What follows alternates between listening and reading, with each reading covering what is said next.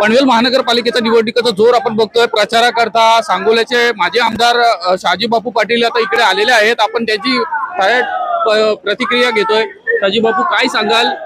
आपण आज पनवेल मध्ये आला आहात प्रचाराकरता। मी पनवेल मध्ये आलो। एकूण माहोल पाहिल्यानंतर सर्वसामान्य जनतेला महायुतीला मतदान करून आपला विकास करावा ही भावना इथे दिसून येत आहे। आणि गेली 4 दिवस मी मुंबईमध्ये फिरत आहे।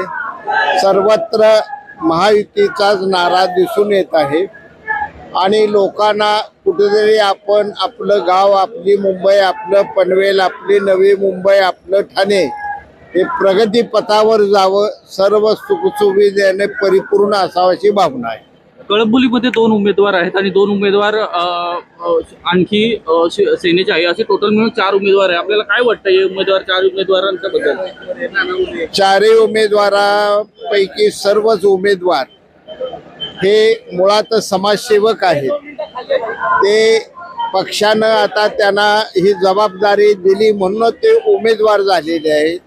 परंतु सर्वसामान्य लोकांची दैनंदिन कामं रात्रंदिवस करणारी ही लोक आहेत आणि सर्वसाधारणपणे माझा जो दुष्काळी भाग आहे, सांगोला, जत, कवटेमंकाळ, आटपाडी, फलटण, खानापूर, विटा या भागातले बहुसंख्य लोक या ठिकाणी राहत आहेत आणि त्यांची सुखदुःख नेहमीच हे उमेदवार पूर्णपणे त्यांच्या अडचणी सोडवतात, त्यांची सुखदुःख वाटून घेतात आणि म्हणून यांनाच मतदान केलं पाहिजे असा माझ्या गावकऱ्यांना या ठिकाणी संदेश देण्यासाठी मी आलो आहे। गावकऱ्यांना संदेश देण्यासाठी शहाजी बापू पनवेल मध्ये आलेले आहेत असं त्यांचं वक्तव्य आहे। कॅमेरामॅन शैलेशसह मी दीपक कांबळे, TV9 मराठी, पनवेल।